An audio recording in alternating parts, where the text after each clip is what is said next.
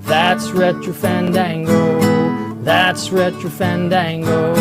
When it's Android over iPhone and you can keep your stupid amiibo and always bashing on Nintendo. Well, that's Retro Fandango. That's Retro Fandango. Thanks, Retro Fandango. Wow! Hey everybody, welcome to Retro Fandango. I'm Kevin. And I'm Richard. Today we're doing something a little different. We're going black and white. We're going classic TV. That's right, baby. We're counting down the top 5 episodes of the Twilight Zone. You unlock this podcast with the key of nostalgia. Beyond it is another dimension, a dimension of VHS tapes, late night reruns, and that one uncle who insists Rod Serling was a genius. Which he was. Oh, absolutely. So let's get into it. I couldn't get through that baby without laughing. That's right, baby. So that does sound like you. Oh, I guess so. You have said things like that in the past. That's right, baby. I don't think I would say that though. Like, we're going black and white. We're going classic TV. That's right, baby. I don't think that would warrant a "that's right, baby" from me. Well, if you're, I don't know, if you're doing soulless, just kind of generic introductions, that's kind of what people sound like.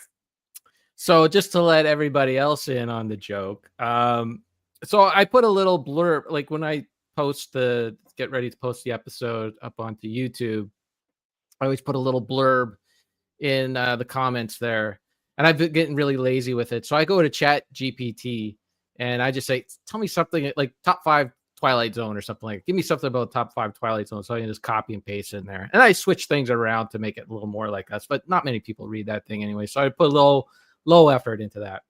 So anyways, I went to do that this time with Chat GPT, and I just added a few things. I said retro fan. I said, give me top 5 episode lists that Retro Fandango would do, and it spewed out this thing, and it had our names in it, and it was like, our show. Like, I mean, more people I think go to your community mailbox than listen to this show, but it was just so awkward, like just so weird that Chat GPT kind of got like, I would say 35% of us. So you didn't have to say like, here's an episode of the podcast or anything like that.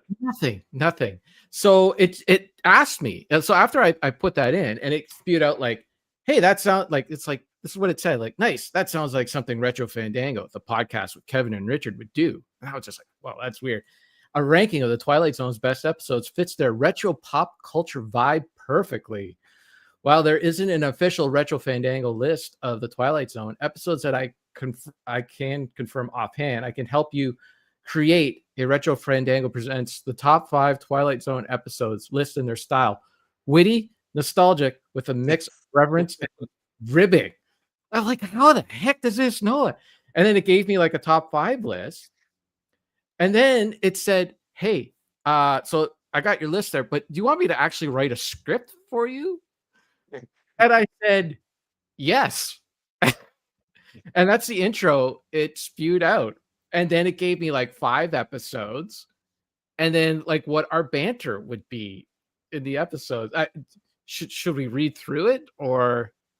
I don't know. I mean, you're blowing people's minds because I don't think they can tell the difference. I don't know. I think, well, you know what?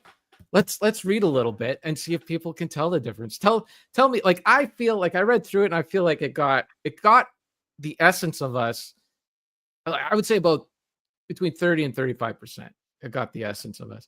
And it's kind of crazy because like in 20 years, when I'm dead and just Richard's around, and you craving for some Retro Fandango, you can just go into Chat GPT and it'll make an episode for you. You don't even need us. I mean, it could probably take all the voice samples and just create its own episodes. And like that's just where it is now. Like in 20 years from now, Sure, it's yeah. gonna be able to do it perfectly. Okay, so number 5, according to ChatGTP, is episode or number 5 is To Serve Man, season 3, episode 24. Aliens come to Earth. They promise peace. They give us free energy, and surprise, they're just here for lunch. It's a cookbook, man. A cookbook. You can't beat that punchline. You know, if they remade this today, the aliens would open a trendy restaurant called To Serve Men, and get 5 stars on Yelp. Best human ribs in the galaxy. Does that sound like I think us? that's pretty spot on. Number 4, Eye of the Beholder, season 2, episode 6. It's you this time. Me. Classic twist. Whole episode about a woman getting surgery to be normal, but everyone else turns out to have pig faces. Which is still less horrifying than some of the Instagram filters people use now. Yeah, this one's aged really well. It's creepy, sad, and says a lot about how society defines beauty. Plus, Rod Serling's narration at the end. Mwah! That's my chef's But you kiss. got to give a little I did. sound bite to it. I did. Mwah! You didn't hear that? Kevin is doing chef's kiss. Or, if AI read this for you, it would just come out as plus Rod Serling's narration at the end, chef's kiss. Right. I'm kind of jealous Uh-oh. though that. Oh, what's wrong now? I can't hear you again. Oh, that's why you can hear my chef's kisses. What? We have gremlins, man. This Twilight Zone episode is. I can't hear you. I know. I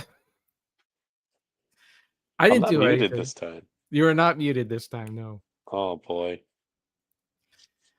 Oh man, Chat GPT. It heard that we were making fun of it. This is just like that episode, A Thing About Machines. That's right. That was a good episode. Did I put that in my list? Did that make your top 5? I don't know. You're gonna have I to think wait. it's these headphones. Oh man. Try unplugging them and plugging them back in. He can't hear me. Hang I'm on. talking to him Ow. like he can. I'm responding to him like he can. This is it. We're in the Twilight Zone. Okay, well the good news is this completely ruined this bit. If you hated this bit and you wanted it to just be over, you got your wish. Boy. I know. Technology just killed it. But seriously, let me know what you guys think. Do you think it got the essence of us? I think the references, like I would never make a reference about Instagram filters. So I'm a little jealous that it is a little more topical than I would be. I wouldn't like Instagram filters would not come to my mind. Well, Oh, Richard is gone. He's now leaving the room. He's done. Has he got his? Maybe just use your computer speakers. Forget the headset. Maybe I should type that to him since he can't hear me. Oh, he's got earbuds now. Look at this. He's got wireless earbuds. He's in the future. Oh, sit down. I think he tried that. He's up to switching. Sarah says to unplug and plug back in, and I'm saying I think he tried that. He's to switching headphones now. How can I entertain these people while this is happening? Maybe I should sing them a song. When you're 16, going on 17. That's it. That's the only line I know from that song. I should pick a song that I know more lines from. What other show tunes do I know? Jazz. You want jazz? Sarah wants jazz hands. There you go. Maybe Sarah should come in here. Oh, I hear him. I hear him. Is he coming back? Is he coming out of the Twilight Zone?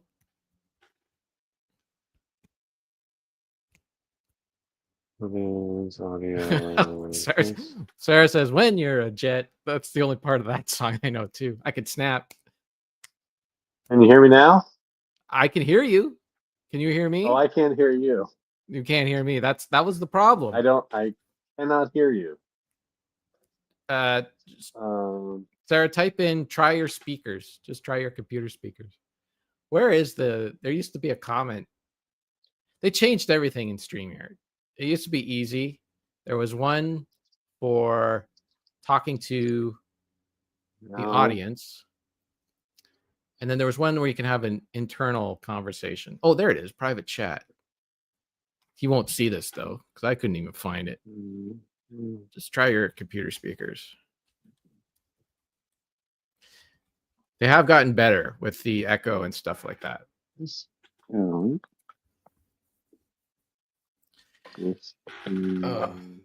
I don't find more entertaining things to talk about. I'm gonna have to edit. That's no good.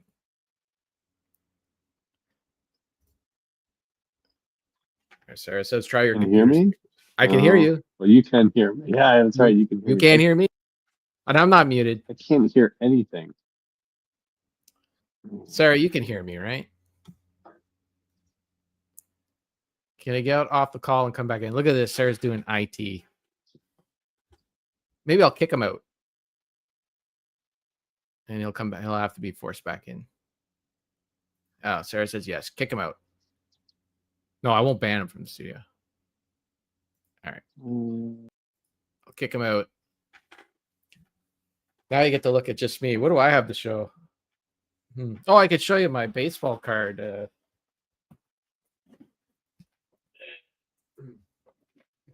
So I got back into collecting baseball cards. This is great for anyone listening. And I put my Blue Jays. This is the 1993 Toronto Blue Jays team. Look at that. Look at that. So it's all in a nice little thing that you put on the wall. Framed. I framed them. So I got 1993. I got 1992 over there. That doesn't make great audio, though. That just makes good video. Somewhat good video. Maybe Sarah should come in here and entertain. This is the first time Sarah has watched the show in, I don't know, probably a year. And oh, Richard's back. Let's see. Hey. I can hear you. Okay, I can hear you. Hey, look at that. All right. Look at that. Woo! We got two people watching right now. Of course. Oh. Wait a minute. Okay. Sorry, everybody. Oh, that's okay. I don't know what it is because now it doesn't seem like it's the headphones because I can hear you fine. Something must have changed. I don't know how. It's the Twilight Zone, man. You are in the Twilight Zone. I guess. What's happening? Sorry, everybody. I don't think you need to apologize because I think people were done with the Chat GPT bit, and you killing it kind of like they felt better. Like, oh, thank God that's over. I'd rather listen to Richard and Kevin struggle through technical activities. Or okay. All right. Oh, yes. Anyways. Hello, Sarah. I'm sorry. I didn't see any of this. Okay. You're giving me lots and lots of good advice here. Yeah, she was no trying. Windows update. I don't know what it was. Yeah. I guess that's it. It's just the Twilight Zone effect. It happens. It happens to the best of us, and we're not the best. So happens to even us. Happens a little more. Okay. So we're not doing. I mean, if you want to, did you want to? No, I think I'm good. Yeah, I think everyone got the point. It kind of, I think it kind of got us, and it's kind of weird and creepy, and it's perfect tie-in to the Twilight Zone. I think so. Okay. I don't know how long it's going to take us to talk about our episodes. We're already 15-ish minutes in. So why don't we just get right? We're like half an hour in here. Is it? Well, no. We might have started late. Yeah. We started like 15 minutes late, and then we started recording. So yeah, okay. Well, you guys should have been there for the conversation before we started. You should have seen those technical difficulties we had. That was something else. Okay. So let's just get to our top 5 Twilight Zone episodes.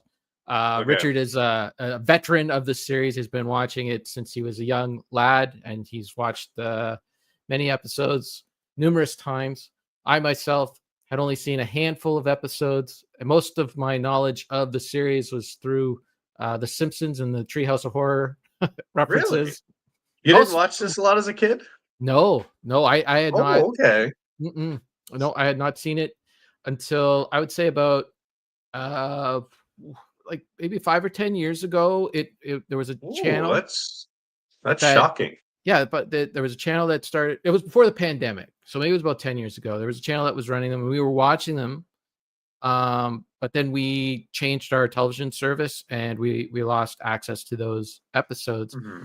And then finally, I think over the pandemic, the complete Blu-ray box set came on sale, and I had I bought it, and Sarah and I just watched them all, most of them for the very first time this past summer. And so I'm coming at it from I guess from a newbie kind of thing. Okay. All right. I assume this was something else that you had just, had since childhood. No. Constant reruns. No. It's one of those things where you got, the theme song every time something weird happens, the theme song is there. And then when I watched The Simpsons, like the first run in that, I had no idea a lot of the stuff from the Treehouse of Horror episodes were talking about the Twilight Zone, until later on, like the Tiny Tina and the gremlin on the Talking Tina, sorry. Tiny Tina. Talkie Tina? Yeah, that I got wrong as a kid. I always thought it was Talking Tina. But it is Talkie Tina. Okay. And I always thought that was the title of the episode too, but it's actually called Living Doll. Right. Yeah. I can't remember what the heck it was. I was gonna say something. Sorry. Probably didn't matter. Anyways. I didn't know they were referencing the Twilight Zone until much later. So probably a video on YouTube or something said, "Hey, yeah, these are all action." Anyways, it was a series I've always wanted to watch, and I finally watched them, and I'm really glad. We are going to talk about, I don't know how many episodes we're going to talk about, but even if we end up talking about 20, we're just scratching the surface, because this series has many, many great episodes, and narrowing it down to 5 was difficult. But so I cheated. I don't have 5. I have 10. I cheated as well. Okay. And I think it's perfectly fine. I also didn't put them in order. My episodes are not in. They're just 5 episodes that stood out to me. I kind of agree, because it's one of those things. Depends on the day, depends on the mood you're in. They're all candidates, right? And I will say that the episodes that I chose, they were the episodes that stood out to me, because I didn't have any sort of I didn't know anything about them going in. I didn't know what to expect, right? So they kind of spoke to me a little more than the Treehouse of Horror stuff. Even though I will say, objectively, a lot of those episodes are fantastic and are probably better than what I chose. But because just of that reaction, like I had no idea what to expect, and here it is. It's like, wow, that episode really it stood out to me. These episodes stood out to me because they kind of came out of left field, right?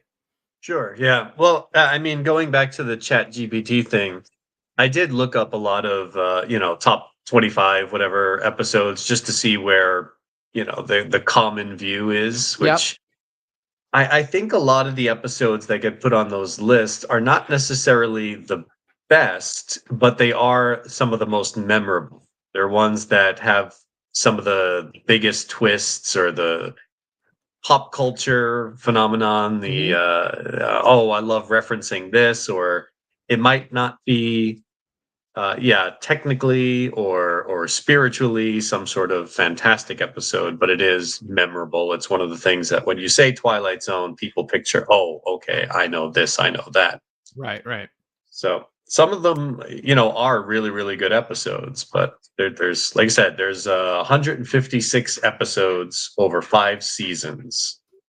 Went from 59 to 64, had a couple of revivals over the years, none of which seemed to stick. And pretty much the brainchild of one man, Rod Serling. Yeah, there was 2 writers that did write a lot, Charles Beaumont and Richard Matheson. Richard Matheson, and those guys would write a lot of episodes. But yeah, Rod Serling was definitely the guy steering the ship, and a lot of the ideas and episodes that would come to the show would get filtered through him, so it would fit the show. They used to do the same thing on Star Trek or even Star Trek: The Next Generation or whatever. They get these ideas, and then the writers would come in and filter it through. But anyways, okay. So the first step I took in my cheating was that I took the 2 classic William Shatner episodes, and I just threw them on the highest shelf I could possibly throw them onto, and ignored them because I personally feel, and I know I'm biased, so that's the whole thing is a biased opinion. Everything on here is my biased opinion, but I feel like those 2 episodes are so good, are so excellent, and it's not. I think it's just a coincidence that William Shatner was in both of them. Like I think he just kind of lucked into 2 of the best episodes. I think Nightmare at 20,000 Feet is just a great psychological thriller episode. Actually, both of the episodes. The other one's Nick of Time. So Nightmare at 20,000 Feet. That's the one where there's a gremlin on the wing of a plane, and William Shatner is just. We've kind of talked about it before, but just in case it's your first episode, this is one where the gremlin's on the wing of the plane. William Shatner's just come back he had a nervous breakdown recently, and he's come out. He's in recovery. He's coming out, trying to get back into the real world, and he's on this plane with his wife, and suddenly he sees this gremlin messing with the plane while it's flying through the air. Plus, I think he has a fear of flying as well. Well, his nervous breakdown happened on a plane. So it's all come full circle. He's on a plane again. He's seeing things that everyone knows he's been through recovery. So he's seeing things that should not be there. So, of course, everyone thinks he's just having a relapse. Right. And he doesn't even know he's not even sure if that's what's happening. Eventually he gets to the point where, no, this is what I'm actually seeing. But he kind of goes through the logical process of, okay, I'm probably having a little moment here. Let me just calm down. Let me do what everybody says. And then it just keeps happening, and he starts to take control. And I think if you take the episode like at face value, I mean, the gremlin does look pretty cheesy. He's in like this little, it's just a guy in this terrible jumpsuit. Especially in high definition, yes. Yeah, you can kind of see the zipper on the back of the suit and all that stuff. So, it's 1960s execution on that part, but I think all of the other, if you're able to see past that and see what the episode is, take it for what it is. It's quite excellent. So there's that one, and then there's also the Nick of Time, which is in the other William Shatner episode where he is in a restaurant. He is up for a position, for a job. And he's all nervous about it. They're traveling. Yeah. He and his wife, they're newlyweds or, young couple. They're traveling through some other town. And their car breaks down. So they have to wait it out a couple hours while they get repaired. And he's worried about some promotion that he's due for. So he wants to call the office and see how things are going. And they set it up early that he's got, he's kind of superstitious. He has a rabbit's foot, a little 4-leaf clover on his keychain. So they're waiting it out in this diner just to see what happens. And on the table, there is a napkin dispenser that has a little fortune teller thing on it.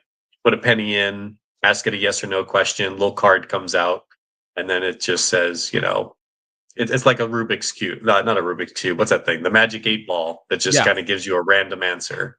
Yeah. And they've actually made I think it's a kind of a rare collector's item now, but at some point they actually made those little machines that you could buy. I would love one of those. Yeah, they're not cheap, because the window of opportunity to get one is kind of closed now. But yeah, it even comes with little messages that you can put in it, and then you put a penny in, and it'll drop one of those messages out to you, and then you can reuse the messages. So sure.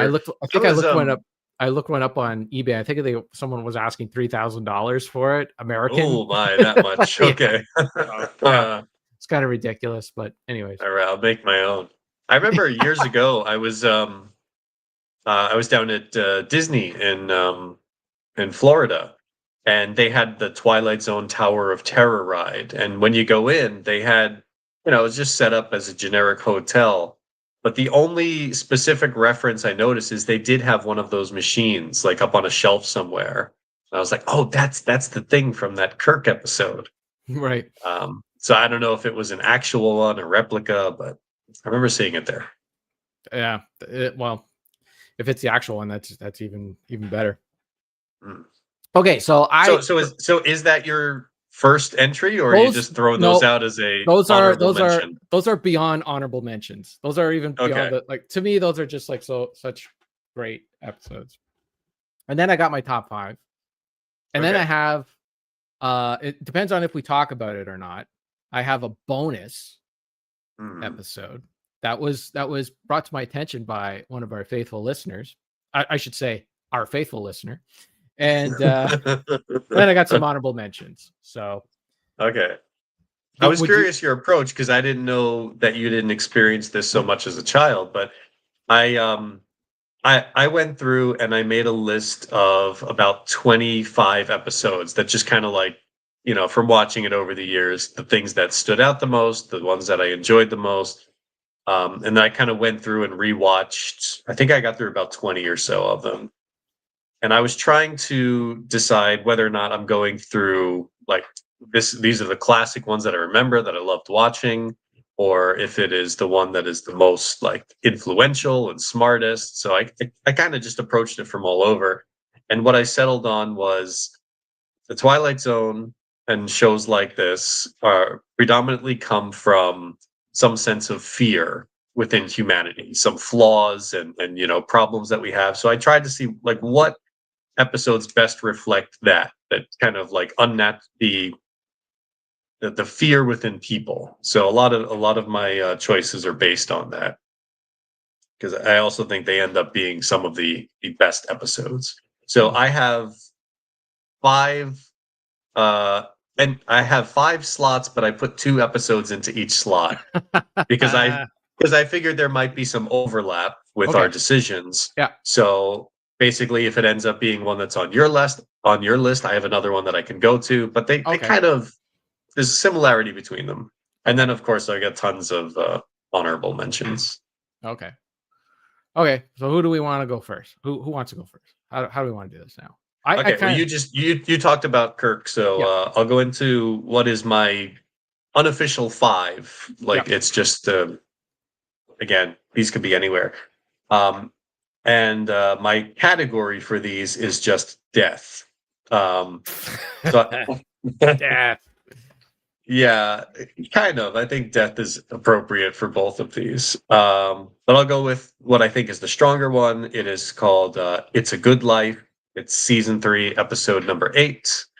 This was an episode that was used in a Simpsons Simpsons Treehouse horror episode. Right. This is one where this little town that has become isolated from the rest of the country. Mm-hmm. This is the one that has Rod Serling doing a special introduction where he's saying, like, here's a little town that's been isolated. You meet the people in the town. There's like a farmer guy, his wife, a couple of townsfolk around there, and they're all being tormented by a monster that has the power to just do anything with its thoughts. It can read minds. It likes happy thoughts. And you better think happy thoughts or you're going to be sent away to the nothingness. They call it the cornfield. It's just the nothingness. And the big twist is that it's just a little 6-year-old boy, little kid named Anthony, who just has this unbelievable power. He can read your mind. He knows what he likes. He knows what he hates. If you do something he hates, he wishes you away. And everybody in the town is living in constant fear that they have to think happy thoughts. Otherwise, they're going to make him mad and he's going to do something terrible. So the whole episode is just people walking around going, hey, Anthony, nice day today, isn't it? Real nice day, Anthony. And just being in constant fear and terror of this kid. Well, and then when Anthony does something terrible, they always say, "Oh, that was a good thing." I'm glad you killed that person. I'm glad he went away. You're doing a good job, Anthony. You're a good boy. Exactly. Yeah, and everyone, they're playing it in that way. Like you can see it in their eyes and their expressions, like they're horrified, but they have to keep pleasing this kid. And it was a great episode then. It's fantastic now because I think it shows you the flaws of raising a spoiled child, of what you can let kids get away with when they're just in complete control. And I witnessed this the other day. I was out at a restaurant, and there were some kids that were just running around screaming. Oh, Like, I hate that. my God. Yeah. But also it kind of plays into contemporary cancel culture, where if you don't say the right thing on social media or you say the wrong thing, forget it. You're gone. Everyone's just going to get rid of you. You have an unpopular opinion.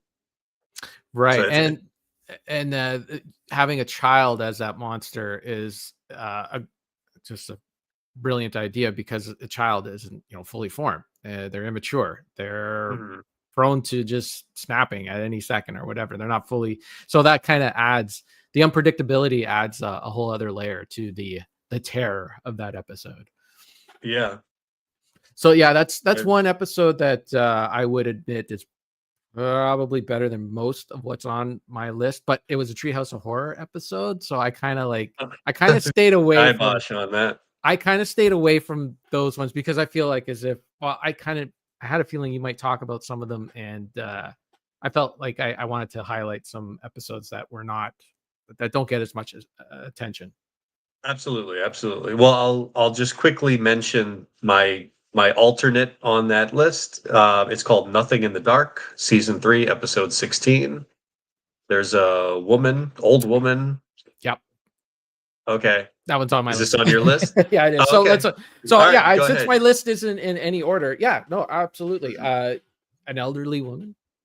Her name is Wanda Dunn. She lives in a basement apartment of an abandoned building. And Yes. the building is set for a demolition, but she refuses to leave or let anyone in because she's convinced that death is stalking her and coming for her. And if she lets anyone in, and she knows death comes in many forms, any form.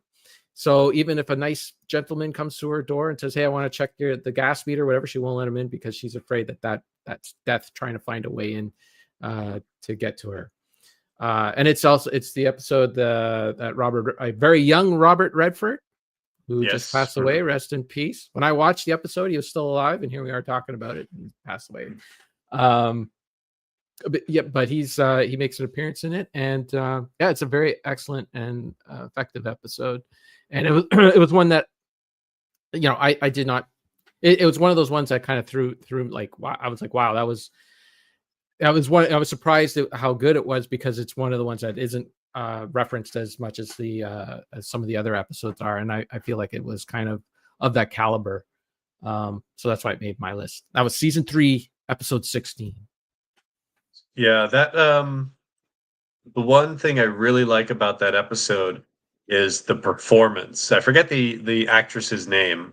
I can get it for you in a second. But wait, I can get it too. Gladys Cooper. Yeah, look at that. Yeah. Look how fast I am. Good job. Her performance in that is fantastic. You know, she is just in such fear. And she comes across as so sympathetic because she's this like wrinkled old woman. She's got furniture blocking all of the doors. Even when she sleeps, she's got chairs and stuff all around her because she's afraid of the touch. She says like she's seen death, and he always like touches somebody, and then a short while later that person dies.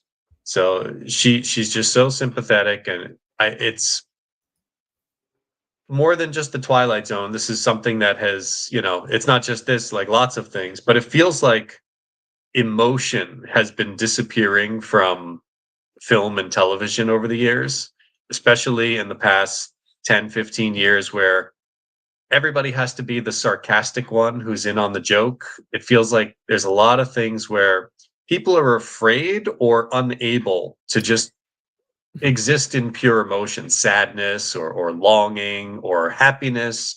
everything always has to have a sarcastic quip attached to it. So going back to things like this, where it can just be, a powerful performance, it makes it very refreshing. Yeah, her performance is very old school Hollywood, where it can come off over the top. And there is did I ever send you that video about how acting in Hollywood has changed? No. Yeah, it was really interesting. It was about basically how the movie A Streetcar Named Desire, that has Vivian Lee in it and Marlon Brando. And Vivian Lee in that movie gives a very old school Hollywood performance. And I believe she was either nominated for an Oscar or won one, something like that. Marlon Brando is also in that film, and he gives he's of the method acting. And so he gives a very, more modern kind of, more like acting that you'd see in film today, and that style became popular because it conveyed realism. And so that older style of acting is kind of becoming a lost art as the other style comes in. I thought she was very effective as well. I remember after we had watched that episode, we actually we went online, look at who is this because we knew who Robert Redford was, but who is this woman? And she was born in 1888. And it kind of blew our minds a little bit that someone who was born in the 1800s, here they are in a show in the 1960s, and they were able to entertain us, 50 years later, and captivate somebody that's generations apart. But the performance was still so effective that, it's just kind of crazy that someone that was born that long ago is, you'd think it would just be completely out of touch, we would just not be able to relate, but there it is. But anyways, a side note, I talked to a student of mine yesterday who told me he likes Charlie Chaplin. And I was like, this is impressive. This is a teenager who is talking about something that's 90 years old or so. He's like, Right. yeah, all right. Good for you. Yeah, it's pretty cool. Anyways, yeah, that is a great episode, and that's why it was on my list. So yeah, we kind of did one each. So do you want to? I can go again because Sure. my next slot here, it's the theme is wish fulfillment, for better or for worse, and it is the Jack Klugman doubleheader. Okay. Passage for Trumpet and a game of pool. Okay. Passage for Trumpet, Jack Klugman, who is a fantastic actor. He plays a jazz musician who's down on his luck. He's taken to the bottle. He's unable to get work at this nightclub where he wants to go play because he's so passionate about his music. But because he's been drinking, he doesn't have the skill anymore. He's missing notes. He's messing it up. So they're not letting him play. He ends up selling his trumpet, or pawning his trumpet, selling his trumpet, and then jumping in front of a truck just to end it all. And he gets one of those "It's a Wonderful Life." Well, not quite "It's a Wonderful Life," but he gets a second chance to go back, and he kind of realizes the error of his ways, and gets a second chance. A game of pool. Jack Klugman is a really good pool player, but he lives in the shadow of this other pool player who had died years ago. And no matter how good he is constantly compared to this other character, Fats. I forget what his full name was. Jonathan Winters. Jonathan Winters, yeah. Jonathan Winters, yes. So that episode is just the two of them going back and forth. He kind of wishes for a chance to play Fats, who Jonathan Winters then reappears from the afterlife, and they have this long conversation and they play pool. It's all about ego and him wanting to be the best, but realizing, well, there's kind of a downside to being the best. Yeah, and he was haunted because character moments. He wanted to feel like as if he was the best pool player of all time, but he never knew if he was better than Fats because he never got to play him. And then that's the episode is. He shows up and he gets to play him. Yeah, those are two great episodes for sure. Yeah. I'll mention that Jack Klugman did 4 episodes. There is another one called In Praise of Pip that he doesn't give another good performance in. And the fourth one is one of the season 4 hour-long ones, so I didn't rewatch that one. Fair enough. We haven't mentioned it, but season 4 is kind of it's not the high point of the series. It is not, but I have two on my list to Really? talk about. I have two. Maybe I should just Oh go my to goodness. You know what? I'm just going to go to the first one right now, because why not? Okay. So, the first one, season 4, episode 9. Wow. Now, this one I kind of like. I had like a bunch of episodes, and I was like, which one am I gonna like? This was my last one. Like, I needed a fifth one, and I was like, you know what? Screw it. I'm gonna go for it. And I went with Printer's Devil, the Burgess Meredith episode, where Burgess Meredith okay. is in Mhm. a mysterious, and he plays the mysterious and eccentric Mr. Smith, who has an uncanny ability to scoop the biggest stories and operate a typeset machine at incredible speed.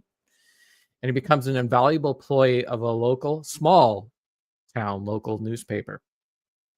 And Mr. Smith's talents sees that the newspaper has astonishing success. But the price of his services proves to be steep when he asks the editor of the newspaper for his soul as payment. So yeah, this is a theme that comes up quite often in the Twilight Zone. Man selling his soul to the devil. But I thought that this episode in particular was so effective. Hello, Rocket Sauce. Hey, Ryan. Nice to see you. You missed all the technical difficulties. You have to rewind to watch all that. It was fun. You also missed us talking about William Shatner. Oh yeah, I mean, come on. Make that your ringtone. Anyways, yeah. So I thought it was a very effective episode, very well acted by Burgess Meredith, who did 3, I think, total episodes. He did a few. Yeah. He was in one of the very first ones. Yeah, with the guy with the glasses. Mhm. Anyways, this one I enjoyed because of that, and I just enjoyed the fact that basically he is playing the devil. He comes in and he takes over this newspaper. Basically, takes it at first. The editor's like loving it because they're getting scoops over the bigger newspapers. They're getting the newspaper was ready to die, but all of a sudden, because they're getting the news before the competitors, the paper starts selling and they start making money again, and the newspaper is saved and all that. But then, he realizes that part of the reasoning why Mr. Smith is able to get the news stories so quickly wasn't just because of his quick typesetting skills, but because the devil was starting to create the news before, like he would have the report done and then he'd go out and do the deed that he just reported on. And I just thought that was such a fun idea. Like if you don't have anything, if you haven't heard a good rumor by 2:00, make one or create one or whatever that saying is. So I just thought that was a really fun idea that the devil was creating the news, and kind of says a little bit about our media today, just a little bit. Okay. Now you got me. I gotta go back to season 4. Watch a few of those again. There are a couple of really solid episodes, and Sauce says he watched it on the plane, the PRGE last year. So there you go. Wow, season 4 on a plane. Season 4 on a plane. Oh my goodness. Okay. Okay. What's your next one? What do you got for us? My next oh boy, what did I write here? My next topic was ghost towns or going nowhere. I couldn't come up with a good title for this one. My 2-shot here is the very first episode, the pilot episode called Where Is Everybody? That was close to making my list. I love that one. It's a guy who doesn't quite know who he is. He shows up in a town where there's just nobody around. There are signs of life everywhere. There's coffee on the stove. Somebody's left a cigar in an ashtray. He goes all over town. He can't find anybody. And just that sense of being isolated and watched is eating at him the entire episode. Things keep happening. Someone rings a telephone, but nobody's there. Also, the same flight for Rocket Sauce. Oh, there you go. Watched a lot of Yeah. these. Watched. See, I'm thinking Sauce might be confusing your Burgess Meredith episode with Time Enough at Last, which is one of the other season 1 episodes. But yeah, he's just going nuts because there's nobody around, and I'm not even going to spoil it for anyone who hasn't watched it, but this one gets me because of that sense of isolation. I think that that is an extremely scary thing, to find that you are just alone and you're desperately trying to find somebody and there's nobody there.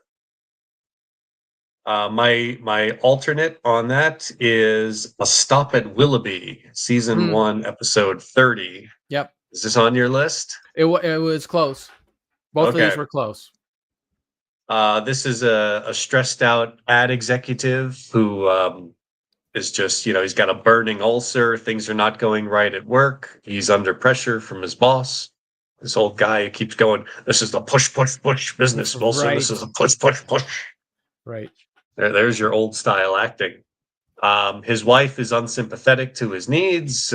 She's more afraid that he's, sacrificing his career, not working hard enough. And every time he takes the train going back and forth from work, he starts hearing this stop, Willoughby. And he finds that he dozes off and he wakes up on this old style train.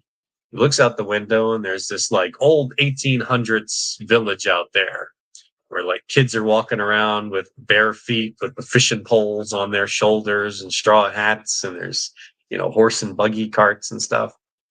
And he starts asking, like, where is this Willoughby? And the train conductor tells him, like, there's no Willoughby on this stop.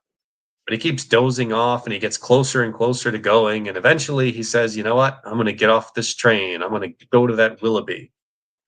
And again, without spoiling it, he does get off the train and he does find out what Willoughby is, but it's the Twilight Zone.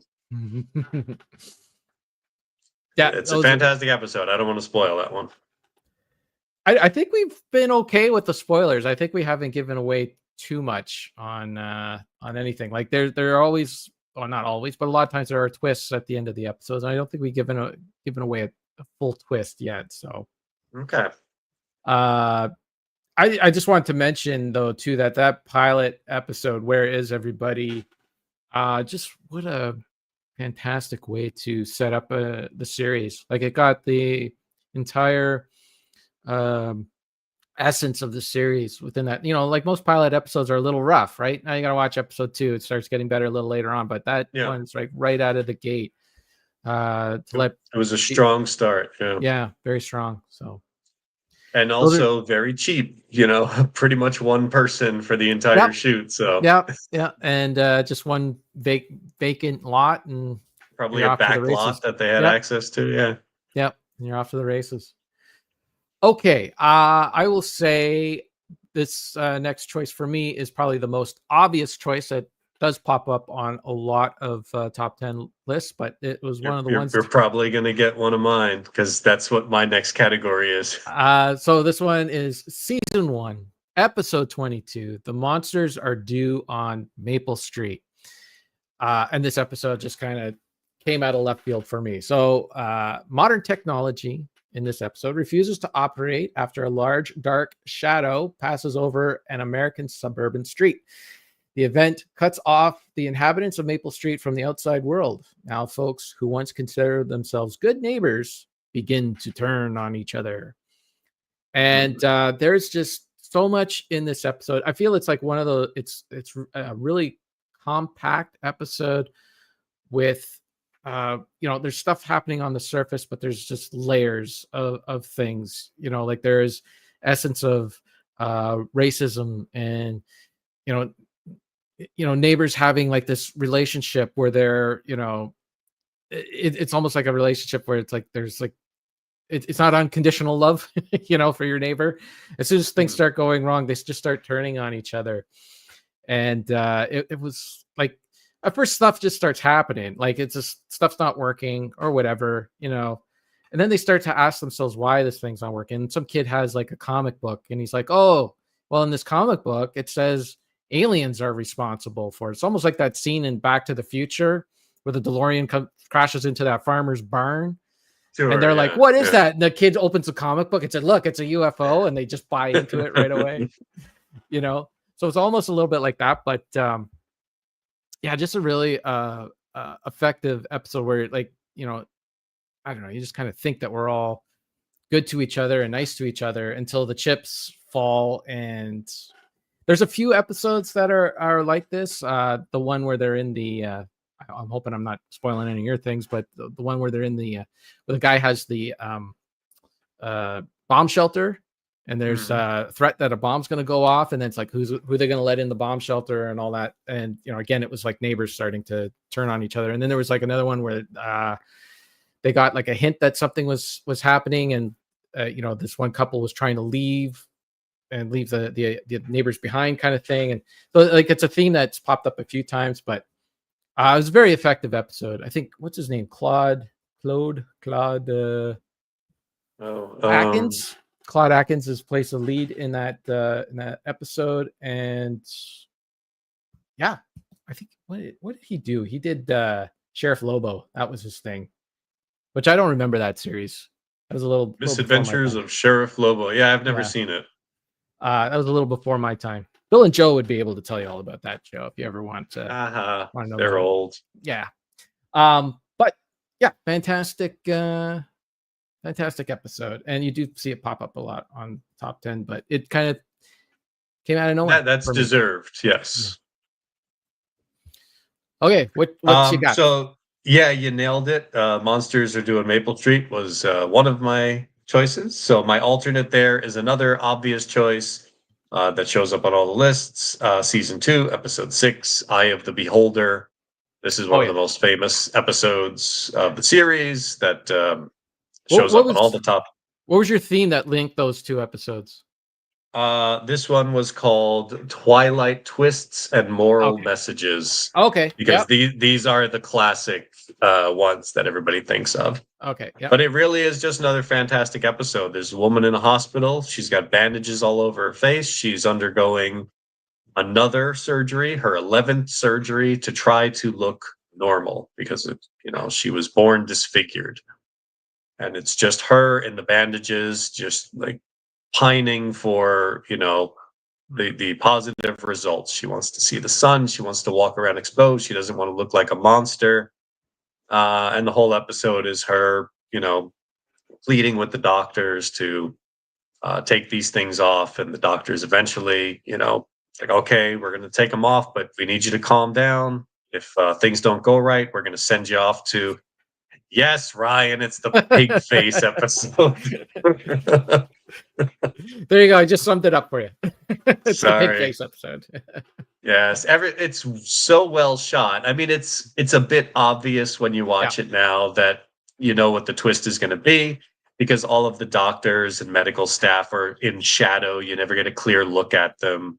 But there's little extra things in there that make the episode work on another level, where they have this leader character who's going to come on and speak. So you see, you're not in a normal society. This is a kind of extreme situation where if you look different, we're getting rid of you.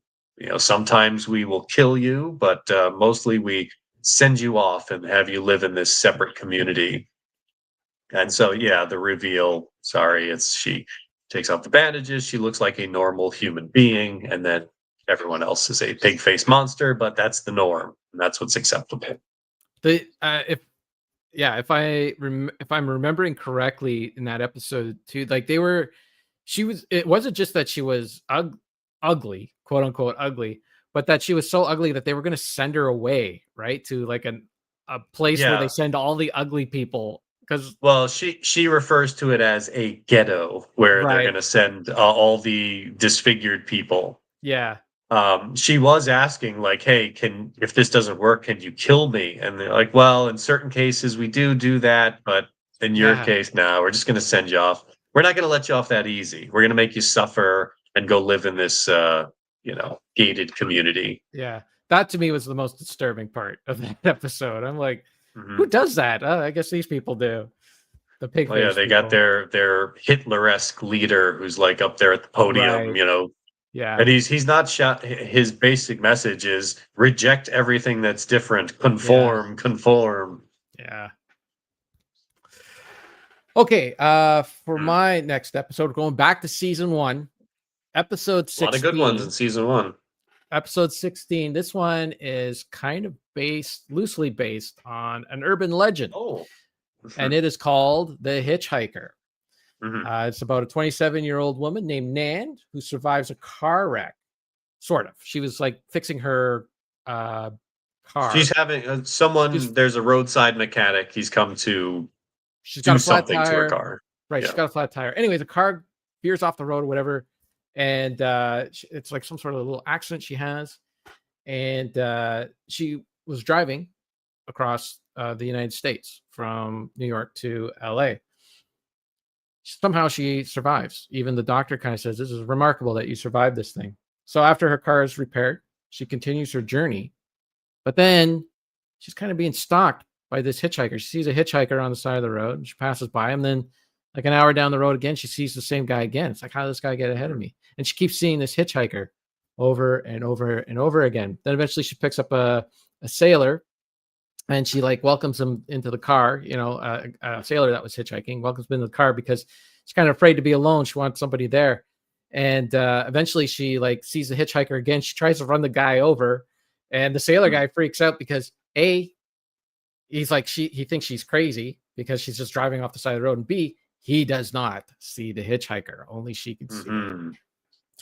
And I just thought it was a very effective episode. It was well done. I kind of guessed the ending. It seemed a little obvious what was happening, but that didn't make the episode itself any less effective. I thought it was really great.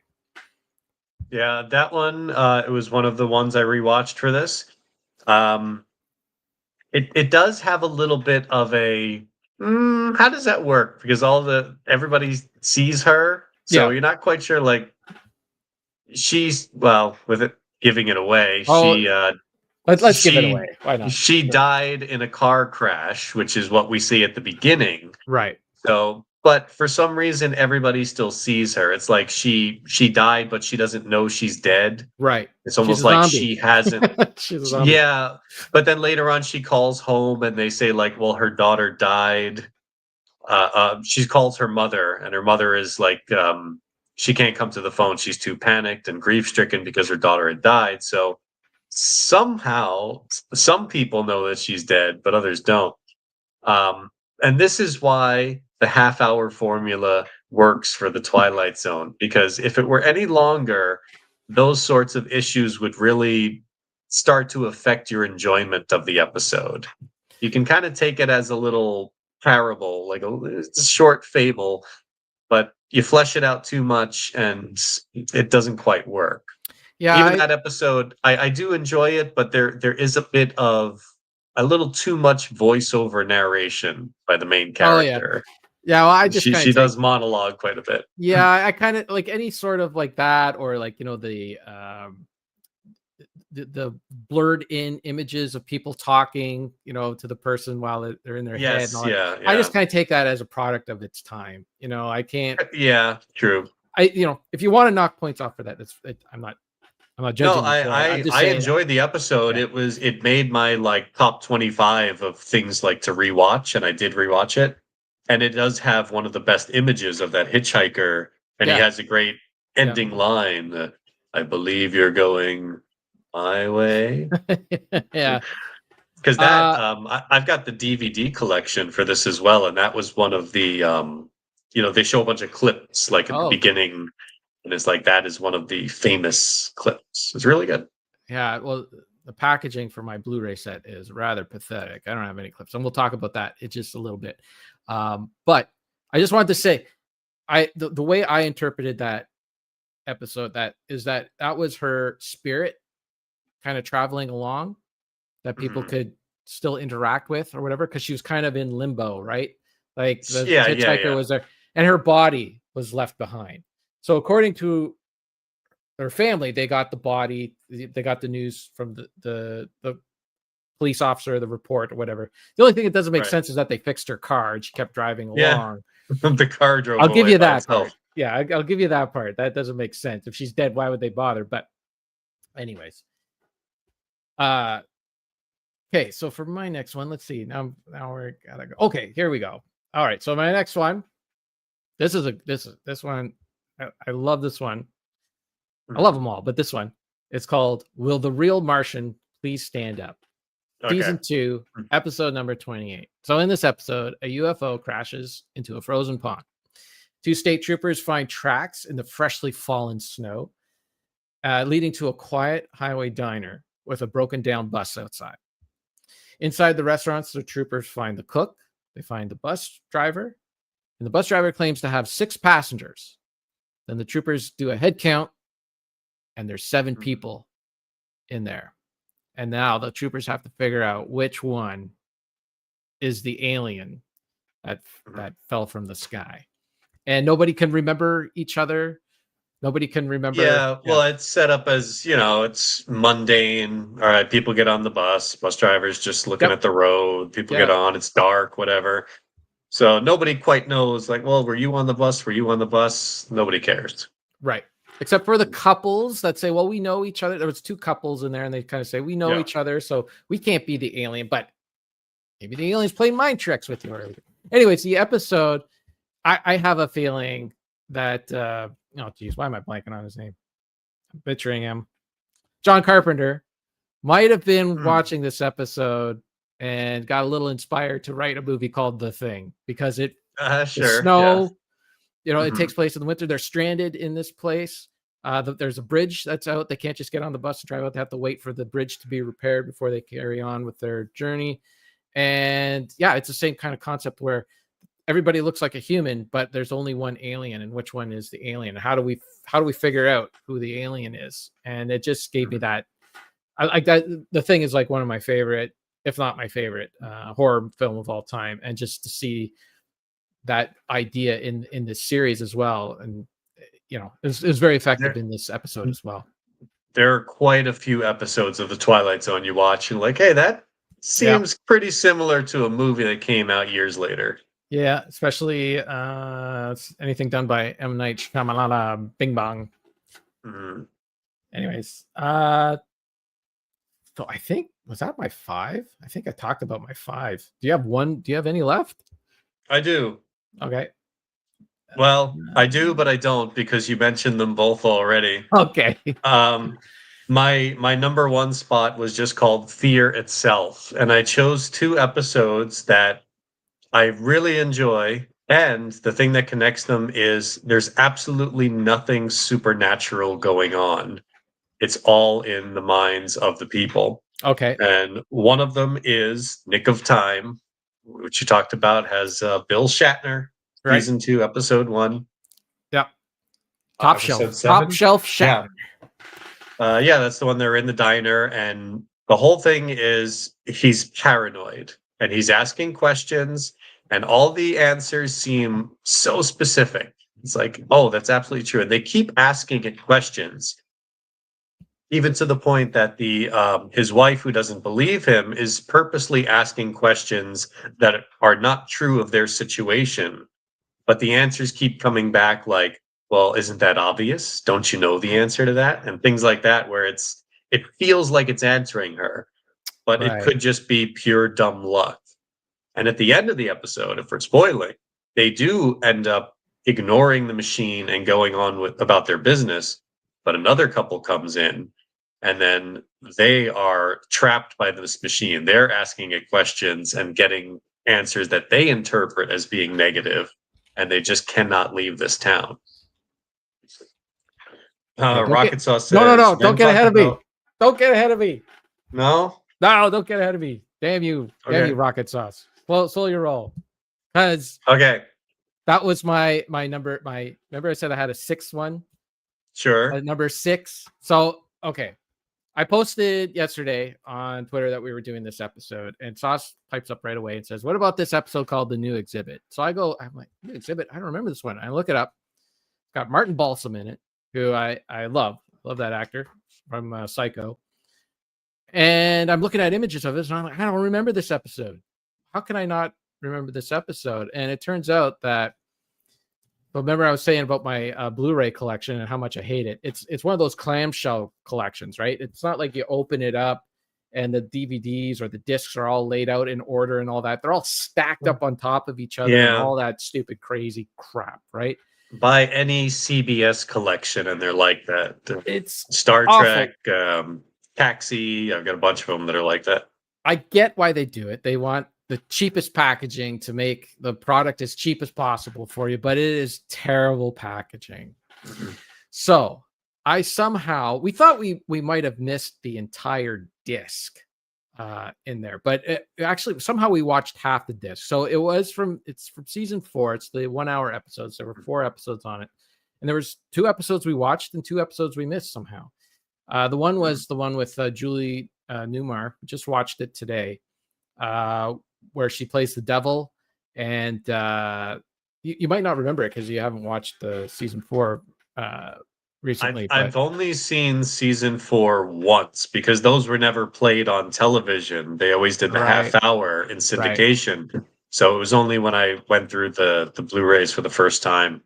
Right. So she plays this devil, and it's kind of like a theme that's been it's in a few other Twilight Zone episodes, but this really rich guy, he's a prick, and he gets this offer from the devil to go back in time if he gives all of his wealth, say for $1,400. He has like $36 million. If he gives all of his wealth to the devil, she'll send him back in time, and he's like clever, right? He's like, yeah, okay, you send me back in time, but I'm like my younger self, and I only have $14,000, but I have all the knowledge that I have and all this stuff, right? He kind of like makes a deal with the devil, and she's like, yeah, sure, no problem. So he goes back in time, and he thinks like because he knows all these inventions that are going to be like, he goes back to 1910, right? He's from 1963. He goes back to 1910. He thinks he knows all these inventions. He knows where all these oil wells are and all this stuff that he's going to be able to make way more money than he had before. Well, then it turns out that, she made, spoiler alert for this episode. It wasn't the best episode, but it was still a fun episode. She made him look like he was younger, but his insides, he was still like 75, right? So he doesn't have as much energy, and his kidneys are still like, I don't know, I guess he still has to take a piss every 3 seconds or something. They never say that, but they always say like they said like his kidneys and liver and everything inside are still old. And then he has all this knowledge. He knows, all these inventions that eventually go on to make all this money, but he doesn't know how to make anything, right? So he goes to like inventors and he says, okay, I want you to make an electric starter for a car. That's my idea. And they're like, okay, we'll give us the blueprints. We'll do that up right away. He's like, blueprints? I don't know how to do that. And they're like, well, I'm sorry. I can't build anything without blueprints. I don't know, like, how are you powering this thing, what goes into it, or anything like that, right? And then his other thing was that he found he knows where this oil is in this small town, and he buys the land for dirt cheap. He spends his last $1,400 that he has to buy up all this land. 1,400 acres. He buys it for $1 an acre, and he knows that there's oil there, and it's 1910. So he buys a thing, and then he starts laughing at the people that he bought the land from. He's like, starts laughing in their face, and they're like, well, what's up? He's like, oh, there's oil there. You stupid idiots. He was like really mean to them, right? You stupid idiots. I bought this for $1,400. So like, yeah, we know there's oil there, but it's like 6,000 feet below ground. And he's like, well, so what? That's no big deal. We could drill down miles. They're like, no, you can't. You're in 1910. It turns out that the drill bit that could drill down wasn't invented until 1937. So it's good. It was good to deal with the devil episode. Anyways, to get to Sauce's episode, the other episode that was missing, which I would put up there with the Printer's Devil as one of, if not the best, of the 1 hour Twilight Zone episodes. It is called The New Exhibit, and it stars Martin Balsam, and he plays a museum curator called Martin. Finally. Sauce is ragging on you. Taking so long talking about Julie Newmar. What? Hey, come on, Julie Newmar, man. 1960s. You got to pause for a second, okay? Martin Senescu. He fights to preserve these wax figures of famous murderers and store them in his home basement. a decision that does not sit well with his wife, Emma. Caring for these figures proves to be much more trouble and much more expensive than it's worth to everyone, except for Martin, who befriends these creations. When their existence is threatened and Martin begins to lose control of their care, the wax Are you figures going into AI mode again? That's start to ChatGPT? take matters into their own hands. I'm being dramatic. Okay. Anyways, I'm pausing for effect. Yeah, it was a really effective episode. And you were talking about paranoia in the William Shatner episode. And this one, it's about obsession. Really upset.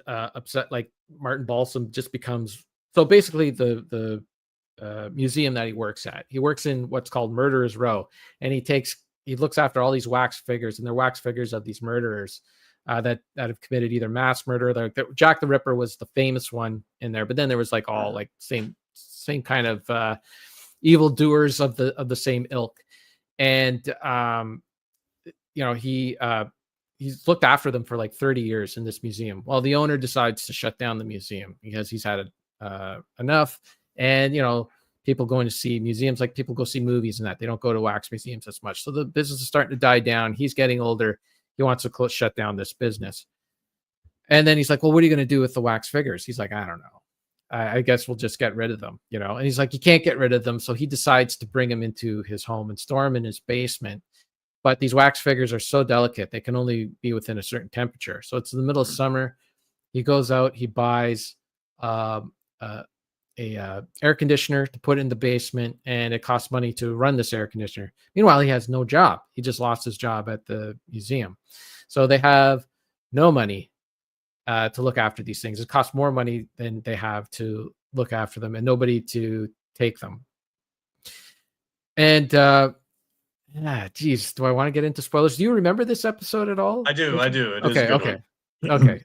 So yeah, there's a lot of murder and mayhem and burying your spouse in the basement, which was kind of surprising for a show from 1963. Like, I'm not even sure at this point you could show a married couple in a bed together. Like, they still had to have the separate beds. Telly Savalas was in a separate bed in the Living Doll episode. Okay, there you go. And meanwhile, we got Martin Balsam burying his wife in the basement of this episode. And yeah, it was really great. It was really effective. And it was hard for me to like add it to my list because I kind of went with like what stuck in my head after watching them in the summer. And like, this is like recent stuff. So anyways, yes. Excellent. Thank you for pointing that out, Sauce, because I would have not known that I had missed that one until you mentioned it. And I can definitely see why it stuck out in your head.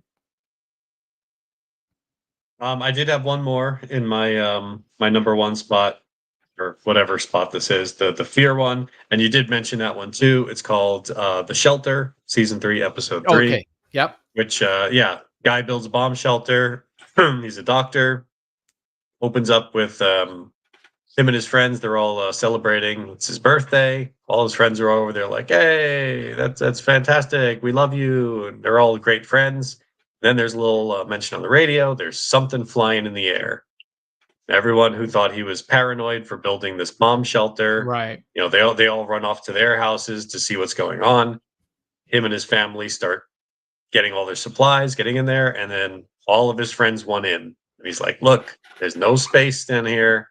Can't let you in. Just go to your house, grab whatever you can, get in the basement. We don't have basements in our house. We got modern houses. We got kids. And it's all them slowly turning from being best friends to being bitter at each other and trying to get into the basement. Everyone starts turning on each other. There is some blatant racism in that episode where, you're a foreigner coming into this country. Yeah. And then, it's one of those things where it's just fear and paranoia, where on the Monsters of Maple Street, there is a little supernatural element to that one. But this one is pure, just, this is why people started writing stories like this, because things like this happen. Yeah. And it's funny because I think that at the time, a lot of what was in the mind of the writers was like the big red scare or something like that. It was all like the takeover of communism or something like that. It was always like an outside coming in, and now the world that we are living in, it's kind of like the inside is eating itself from on its way out. But it's funny because the episodes are evergreen because they are about the human condition, human emotions and all that. So even though they're talking or alluding to an outside scare coming in, it still works to today, and it's really great how effective those episodes still are. Did you have any honorable mentions? I got a bunch. I think we kind of touched on a bunch of them. One that I always loved as a kid that in rewatching, it's not the best episode, but it's still fun, is the After Hours. The woman goes to a department store to buy a thimble. Yep. Okay. Yeah. And she's taken to the 13th floor. We don't have a 13th floor, and there's nobody there except for one mysterious saleswoman, and the only item they have on the whole floor is the one thing that she came looking for. And then she starts hearing voices, and shenanigans ensue. I did see that on quite a few top 10 lists, so it's a fun one. It's there are the morality tales, and then there are like the creature of the week, kind of here's a little scare for you. So there are a lot of those episodes, like Living Doll, Nightmare at 20,000 Feet.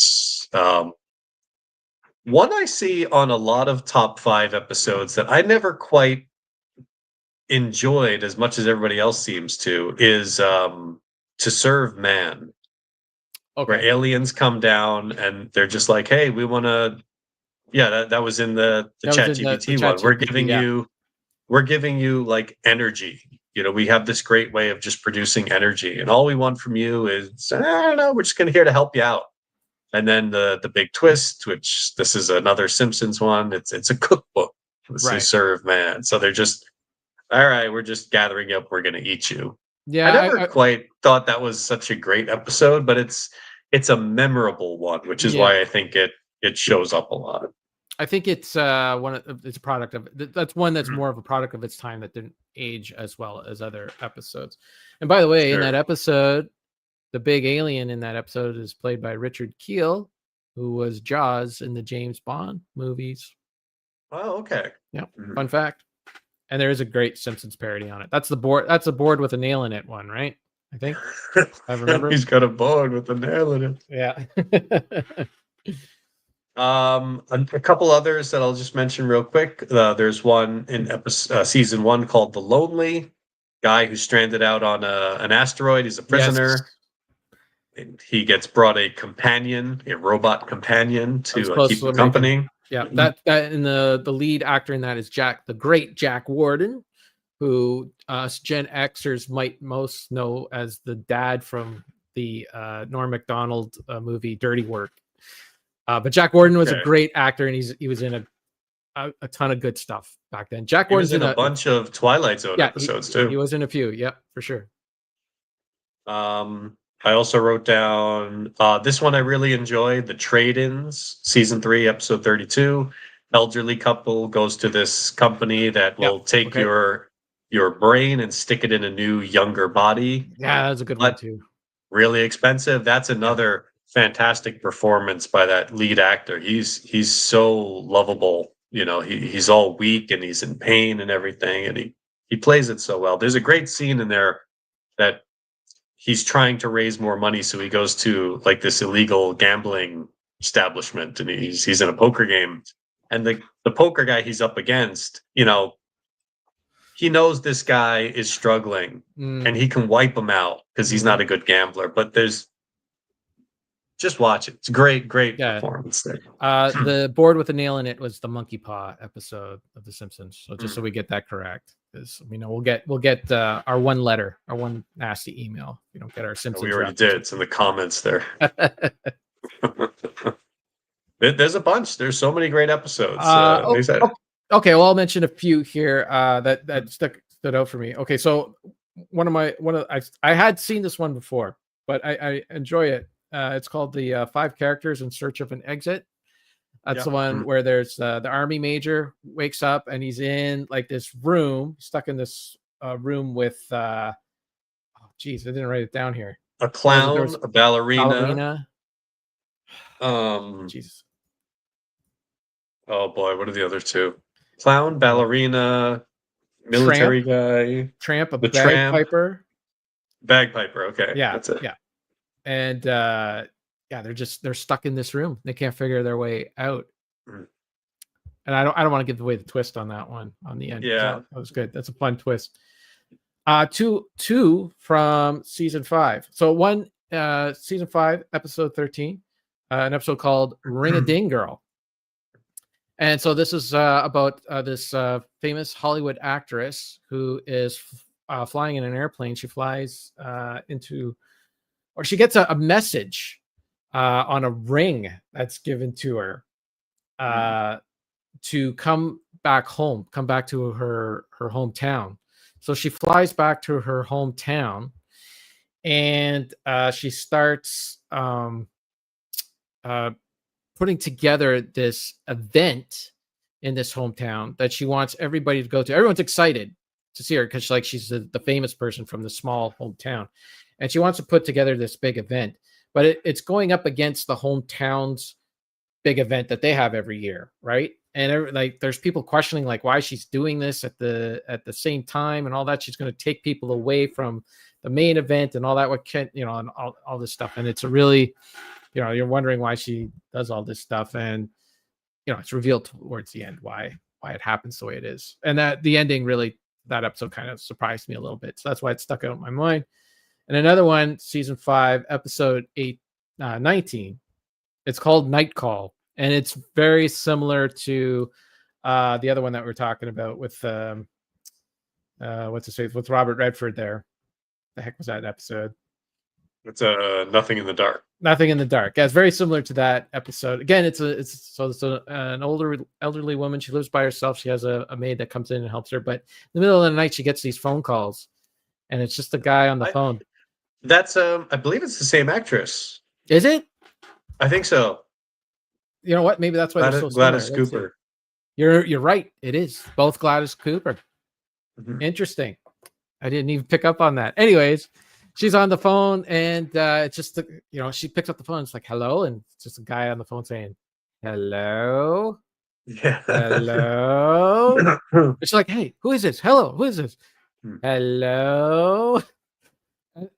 I swear, ever since we watched that episode, Sarah and I have been doing that nonstop. Like, hello, like she's upstairs, and she's like, hello. Like what? Anyways, yeah, it's a good episode. She's really obsessed with getting she's getting these prank phone calls. She still answers the phone. She feels like it's really important. She's compelled to answer it all the time. She's on the phone with the operator all the time, trying to figure out where these phone calls are coming from and blah, blah, blah. Anyways, it eventually turns out that the phone line where she's getting these phone calls from has been cut, and it's been cut for a long time. So it's impossible for her to get phone calls on this line. And I'll let you watch the rest of the episode to get to the end of that one. It's a fun one. Anyways, that's it. That's all I had on my list.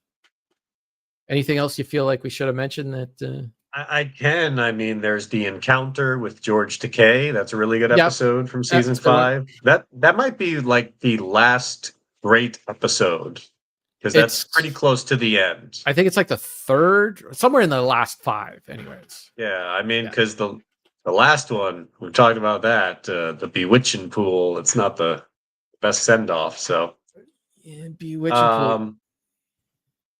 There's 2. It's called 2 from season 3, episode 1. That's the one with Charles Bronson and Elizabeth Montgomery. 2 soldiers from warring factions meet up in this town, and like the war's over, everything's destroyed, and they just have to learn to coexist. You know, that was a good one. Yeah, the best part. I forgot about that episode. That episode sucked. Yeah, you're right. It's just weird. The best part of that 2 episode, or the thing that stands out to me, is they go in, they're looking for food and stuff. They find this can, they open it up, and there's chicken legs inside. Yeah, that was weird. And I looked that up too. I was like, were chicken legs, did they ever come in cans? But I can't remember what It's a futuristic episode. They have is that laser what's guns. happening? So Okay. So in the future, we're gonna get chicken legs chicken in legs cans. in cans. I can't wait. That should have been, if this was an old school episode, that would be the title of this one. Chicken legs in cans. There are a whole bunch. There's Roddy McDowell is in one. That's Yes. the People Are Alike All Over. Yeah, and he was excellent in that episode. Absolutely. Yeah. There's the Obsolete Man gets brought up a lot. Yeah. Another Burgess Meredith one. It's a little that one's a little heavy-handed. It's a little like, here's the message, you know. But still good. Yeah. You know what episode I didn't care for at all, and I did see it on a few top 10 lists, is that there was an episode where the crew didn't make it. They took a short French film and put that as an episode. An Incident at Owl Creek. That one I don't count as a Twilight Zone episode. Okay. Because it was one of those episodes where it starts and I know where it's going already. And I don't know if it's because it has been copied so many times. It's been done so many times. Maybe in the early 60s, it was just so original or whatever that, it stood out to people. But to me, it was that could be true of a lot of these episodes. There's so many things, like the phone call kind of thing, like, oh, it's not connected. Right. Nowadays, that's like stock and standard. So it's for that episode. It was more the execution of it than the idea itself, right? But yeah, for that French one, I don't know. I just thought it was weird. I kind of don't. Yeah, I just don't consider that an episode because it wasn't produced for the show. They just had the rights to air it, and Rod Serling just did a little introduction for it. Well, it was in the last season, and that last season, I think they did 36 episodes, which is an incredible amount of episodes to do. So I think they needed a break or something. I don't know. Sure. But let's put this French one. At least they never did a clip show. They never did a clip show. I will say though, like within that final season, there were some good episodes, great episodes. Nightmare at 20,000 Feet is in that last season, but it was getting a little like we're repeating the same themes. We're putting a little different twists on them, but it is the same themes, and I can kind of see why. I guess the ratings were dropping for the show as well, and I can see why it was eventually canceled. But yeah. Well, to be honest, I think a 5-year run is pretty good for a television show. It keeps it from getting stale because at least you didn't have like a season where there was nothing. It was like, oh, this is terrible. They still kept getting them out. I think Rod Serling said he was kind of burnt out by season 3. Okay. But then, there was still just a lot of great stuff coming out. Yeah. Well, and it's not just the fact that they did 5 seasons. They did 5 seasons. Like the seasons were like now they do 10 episodes. 10 episodes is a season of a modern drama TV, one camera drama TV show, right? Even your half-hour shows, something like Barry or something like that, they only do like maybe 12 or 13 episodes. These guys were doing like 36 episodes in a season. There is a total of 156 episodes within 5 years. So that's not nothing. That's something. No. And of the 156 episodes, Rod Serling wrote 92 of them. Yeah. So he was just constantly pumping out scripts. So as much as we're saying like there's so many great episodes, there are a few stinkers in there. There are a couple of like, it's not the best thing. There's more bad. There's more good than bad. The good far outweigh the bad for sure. I think he described it similar to Mike Judge with Beavis and Butthead. He said like there's a third of it that's really good. There's a third of it that's okay, and there's a third of it that's like, forget about those. Yeah, that seems about right for sure. I don't know. There seems like a lot. I don't know. Maybe a quarter that were not good. I don't know. I haven't sat down. Even the ones that aren't very good are still entertaining in Worth your that watch. they're worth a watch because the the dialogue is great, performances can be really good, and 22 minutes of your time, Yeah, unless you're in season not bad, 4, and unless you're you're in looking season at 4. 51 minutes. But season 4, there's still, really, there was only how many episodes? 18 episodes in season 4. I think part of the reason why they did that was because it was a lot easier to do a 1-hour episode than come up with continuous ideas. But yeah, there was just too many scripts that were stretched out. But then there were some really good episodes in there. In that Yeah, one. there's one The episode. Sorry, there's one episode. I forget where it is. I'm trying to find it. I think it's called A Nice Place to Visit, where it's this guy who's like he's kind of a nobody, but he becomes this hotshot gambler, and he suddenly has like all the money and power and everything that he ever wanted. yeah, I remember that one. And that one actually was an influence on Trading Places. The guy's name is okay. even Valentine, which they named Eddie Murphy's character Valentine. Okay. Yeah. And that episode has one of my favorite bits of dialogue from anything. It's just a quick exchange. He's suddenly a big spender. He goes into a casino and he gives like a waitress like a large denomination bill, and she's like, "I can't break this." He just turns to her and says, "Who asked you to?" It's just it's like dialogue like that. It's so fun and punchy and gives great character. There's a lot of that in this show.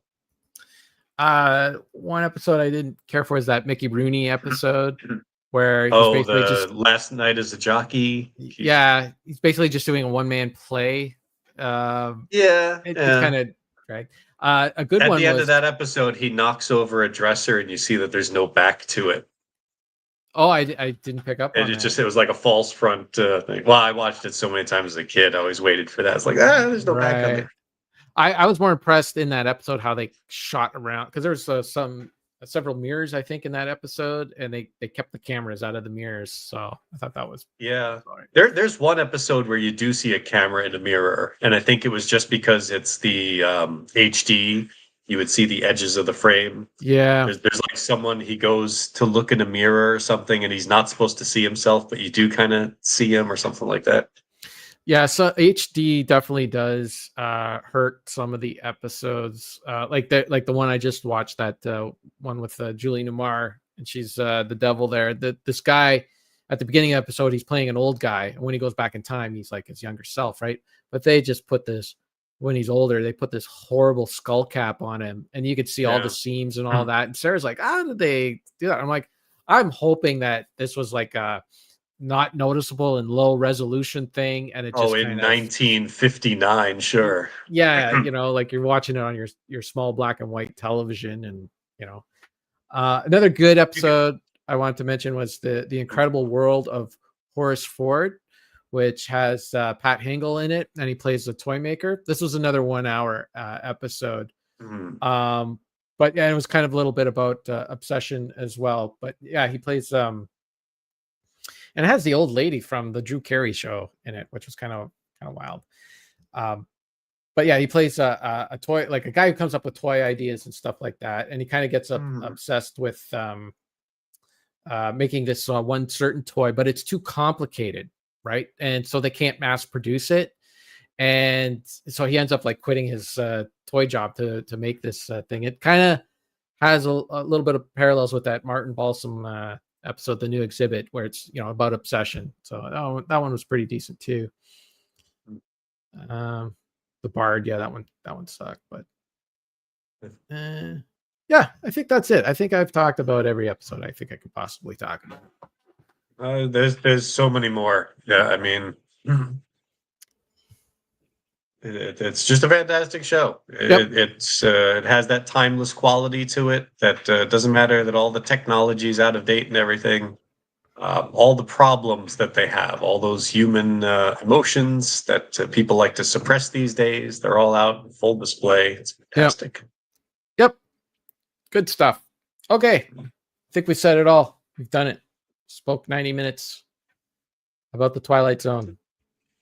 You know what I've Uh, never seen? The Twilight Zone movie. I haven't seen them either. I've seen one episode of the Forrest Whitaker Twilight Zone, and I don't think I've Okay, yeah. seen any of the Jordan Peele Twilight Zone. Honestly, like Jordan Peele, like his movies just don't really do it for me. Maybe the show. I don't know if that show actually was considered good. I don't know. I haven't seen it. No, Yeah. I've never seen any of those either. I think, yeah, maybe the Forrest Whitaker one. That was early 2000s. I kind of remember something with Jason Alexander, but I couldn't tell you anything about it. I don't remember what episode I watched. I just remember watching it and I was like, oh, this did not appeal to me. So, and then the movies, I don't know what the buzz is for those movies either. I know that on Rotten Tomatoes, they kind of get like a 6 out of 10. I always kind of hear thing, that so. basically they had 4 directors and they did 4 shorts. They kind of reimagined them and brought them to the 80s. And I've always heard that the first 2 are not very good. The second 2 are pretty strong. Joe Dante does a remake of the It's a Good Life with the kid with the powers. Oh, And apparently that is like really fun and has some great practical effects and stuff in it. of course it does. So I'm curious to see it, but just haven't. Oh, I might have to download that and check it out. Oh, and they John Lithgow is doing the Nightmare at 20,000 Feet. Oh, And so they just redid classic episodes of the. they did. Yeah, Oh. they redid classic episodes. So like Spielberg did the Kick the Can episode. So like old people just act young. Yeah. So yeah. it's like, yeah, that's like the first ones. And there was some terrible accident. John Landis was directing one and there was like a helicopter accident, like 3 people got killed, and that was kind of like that's what ended his career, really. Oh. But then Joe Dante and I forget who did the 4th one. Toby Hooper, maybe. No, I don't know. I forget who it was. The Kick the Can episode, that reminded me of the Cocoon movies. Remember that with Steve Guttenberg? Oh yeah. Wilford Brimley. The Goot. The Goot, yeah. And Don Amici, he got an Oscar for that. Did he? Yep. Wow, good for him.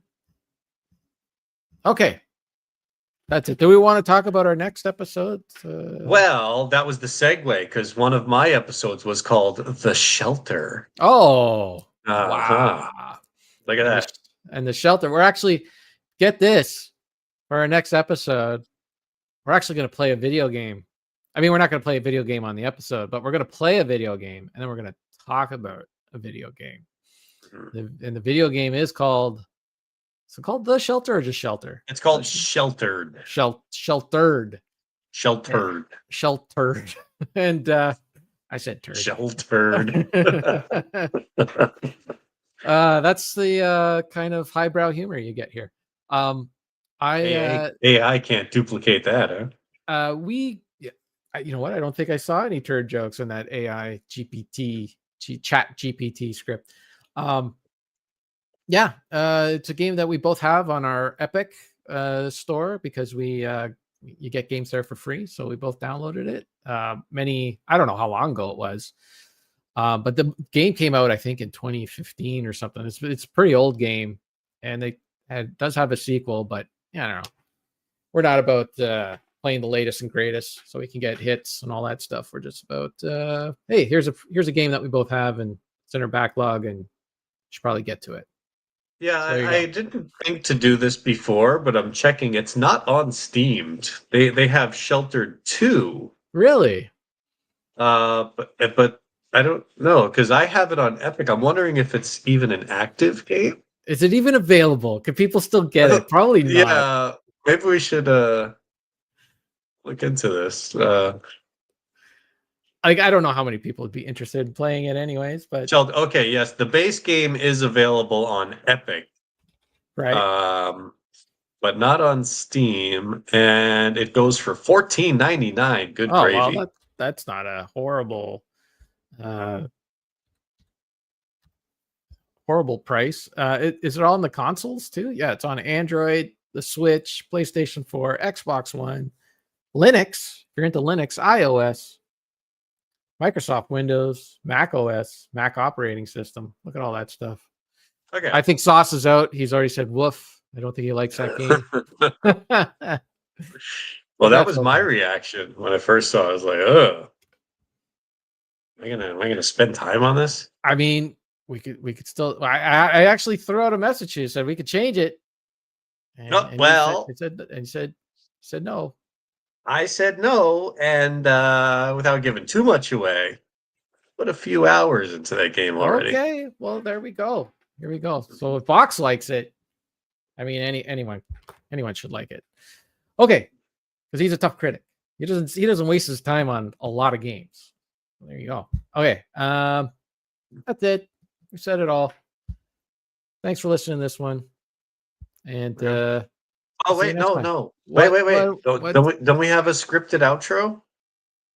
Oh, do you want to do that? Hang on, let me see. Okay. There is a scripted outro. Yeah. Okay. Outro music fades in. Okay. Ready? That's I'm ready. That's our top 5 Twilight Zone episodes. Let us know what we missed. I know someone's going to yell at us for not including walking distance. We didn't include that one. No, we didn't.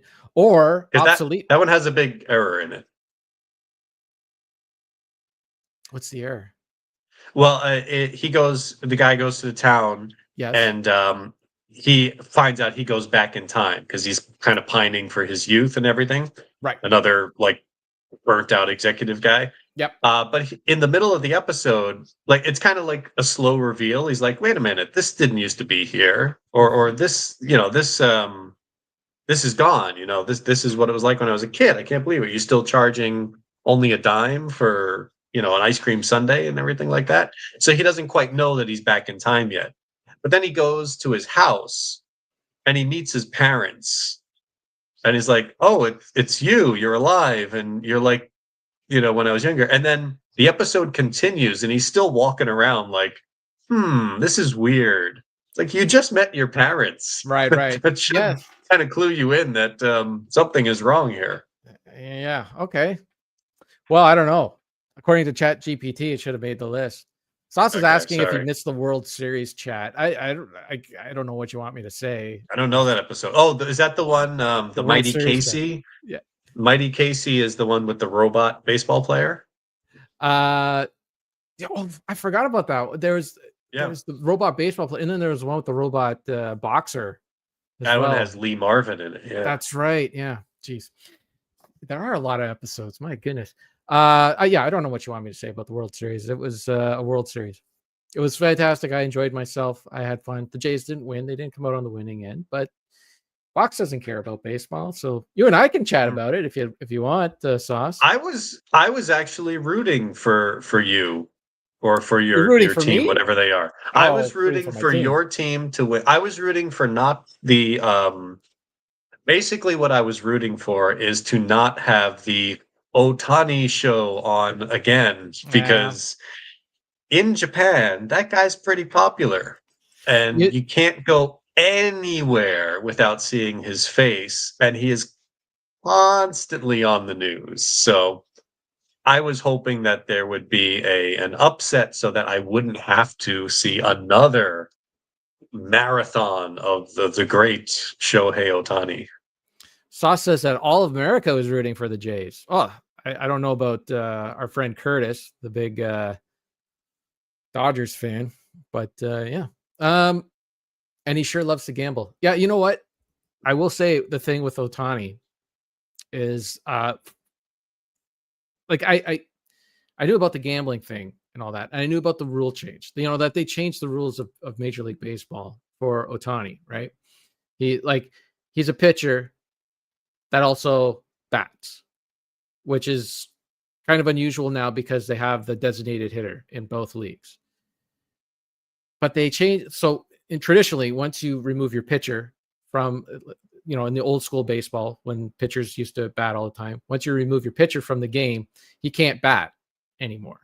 He's out of the game. But they changed the rules for Ohtani in order for him to continue to bat. So he's takes up two positions. He's the pitcher and he's the designated hitter. And even if they take him out of the game as a pitcher, he can stay in the game as a designated hitter. So there's that rule. And then also when he's on base, when he's on the bases, like say he's at third base, right? Or at second base or whatever, and there's a last out at the plate, he is given extra time to go into the dugout and change his equipment, because he wears all of his batting equipment. Like he wears like leg protection, protectors, shin guards, all that stuff. He wears it under his pants.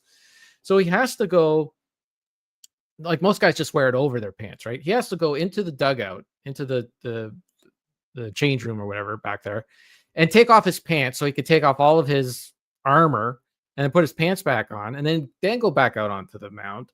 And then he's allowed to have his pitches. So he's allowed all that extra time that's not given to any other player in the entire league. So I'm not going to say that Ohtani is a bad player. I'm not going to say that Ohtani is terrible or anything like that. Look at Sauce. The comments are just flying through here. He can't wait to vent about this World Series. I'm not going to say that he's a bad player, but when he comes up with all of these records, like he's the only player to pitch so many innings and get 10 strikeouts and hit 3 home runs in a game, I'm like, okay, yeah, that's fine. But I think that, there's a little bit of taint on those records, because he's given all of these all of this leeway that no other player is given. So I'm not going to say he's not great. I'm not going to say what he does. I mean, hitting 3 home runs, striking out 10 guys in a game. Yeah, that's fine. But he's also given special treatment that no one else is given. So I'm not going to say put an asterisk on his name or anything like that. But, and then, yeah, the gambling thing, that there was, his translator. So like he was caught gambling and they blamed it on his translator somehow. There was 2 players from the Cleveland Indians who were caught gambling. Well, they were caught cheating in a game in order to get to make money off of gamblers. And they were gambling on, I don't know exactly how all this stuff works, but they call it I can't remember what it's called, but basically like they gamble within things within the game. So like if a player throws a ball over a certain speed, right? Like you're going to bet that the pitcher's going to throw the ball over 95 miles per hour at the certain point in the game. And so the pitcher would, what do they call it, prop bets? That's what the Sauce calls it. Anyways, they were doing those kind of things, right? Where they would like set up that, yeah, I'm going to throw it at 90. The bet's going to be throw it over 95 and I'm going to throw it at 93. So bet that it's going to be bet the under or whatever it is. And, these guys are Major League Baseball players. They were making like, I don't know, $20 million a season or whatever. Like the one guy was like really good. He's like an elite closer. He's making like tons of dough. And like they're throwing their careers away to make, I don't know, they're given like, $14,000 or whatever it is to make these stupid bets or whatever. Anyways, they're kicked out of the game, completely kicked out. Once you're caught doing that, there's one thing that you can't do in sports is cheat like that, because once people don't have faith in the sport, they think that everything's rigged, then the game's over. Like people just won't, the interest is over. Like that's the whole point of watching stuff, is that watching sports like that is that anything can happen, and the unpredictability of it. Well, once you find out that it's rigged, unless you're like wrestling and you got a soap opera going all along beside it, people just don't care. So those guys were kicked out, but somehow Ohtani was caught gambling and he's allowed to stay in the league because he blamed his gambling habits on his translator. Sauce says that Curtis is a bandwagon fan and he doesn't watch baseball. I actually had a fun time with Curtis during this series because we were sending each other gifts from the movie Die Hard. And it was kind of unusual because I took the position of John McClane as the Blue Jay, and he took the position of what's the bad guy in that movie? I'm forgetting. Hans Gruber. And I'm like, Curtis, that this is the bad guy. You're presenting yourself as the bad guy. But anyways, there you go. Sauce steering the show towards. We were ready to wrap it up. It was going to be done, and then we got 10 minutes of World Series talk. So there you go. I didn't think I had any World Series talk in me, but there you go. There was something. Box mentioned Ohtani, and then it was like, oh, there you go. I can relate I can get him to relate to that part of the game. That's the only thing I know. That's all you need Ask to me know. to name somebody else. I can't tell you. You couldn't name another single baseball player? How about like just any major league? I know the baseball ones that were on the Simpsons episode. player? Okay, who was on the Simpsons episode? Talking softball from Maine to San Diego. Talking Yeah. soft. Mattingly and Canseco. Okay, guess Ken what? Griffey's Grotesquely Girl and John. Guess what? Steve Saxon is running with the law. Wait, hold on. We're talking Homer.